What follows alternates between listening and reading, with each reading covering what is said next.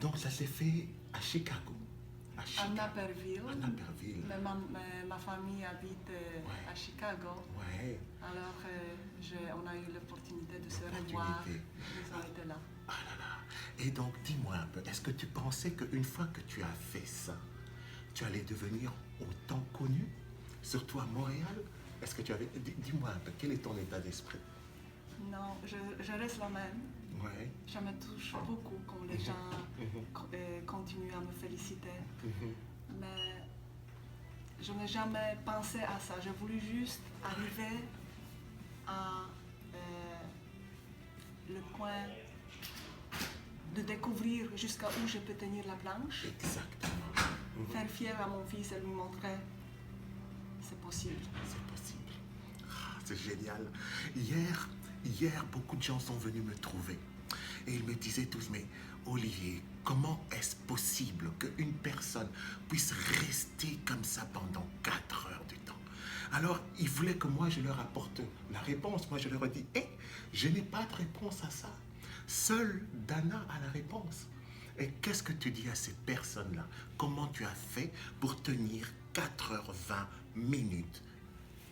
Je vais demander à l'autre personne qui ont réussi dans leur vie, quoi que ce soit, comment eux ils ont fait. La pratique et le pouvoir mental, je veux ça. Tout à fait. On arrive en pratiquant, c'est tout le mental. Le mental. Le mental, c'est important, c'est capital. Sans mental, on n'a rien du tout. C'est comme on dit dans le sport. Il y a au moins quasiment 80% pour le mental et on pourrait même dire 20% pour le physique. Et ça, avec Dana, c'est clair, on peut le comprendre. Parce que la position, on va rigoler. Hier, pendant le cours, on a essayé de rester 1 minute. Et les gens, après les 1 minute, ils ont déjà senti l'impact. Est-ce qu'il y a une technique pour rester si longtemps en planche? Oui, il faut en premier trouver la bonne posture de la planche. Ne pas tenir nos mains ensemble parce que ça soulève les poignets. Ok. Donc les mains détachées, Ok. les poignets sur le tapis, les Ok. coudes, puis ne pas avoir les bras trop éloignés, Trop éloignés. juste alignés avec notre corps de haut. Oui. Puis la jambe droite en arrière, la jambe gauche en arrière. Essayez d'inspirer, expirer par le dos. Par le dos, mettre la force ici. Puis relâchez le dos et resserrez votre abdomen. Puis c'est une circulation, c'est un mouvement. Pour moi, c'est un mouvement. Exactement. Ce n'est pas stresser le corps quand ils me disent Ok. Oh, Ouais. Bien sûr, c'est douloureux. Bien sûr. C'est difficile de trouver le confort. Donc, tout à fait. essayez de relâcher, même avec les mains. Oui. Les coudes sur le tapis, mais les mains peuvent être comme ça, face en l'autre. Les mains peuvent être vers haut et on peut avoir une sorte de ressource, une sorte de purification. Puis, on peut les tourner sur le mat et pousser, ça nous fait relâcher d'autres parties du corps.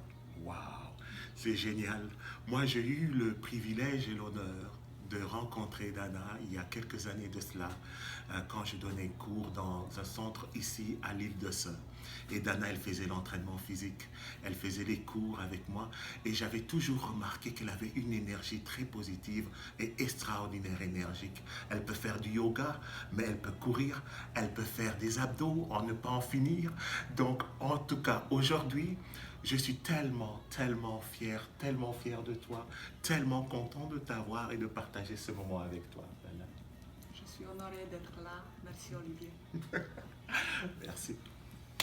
Yes.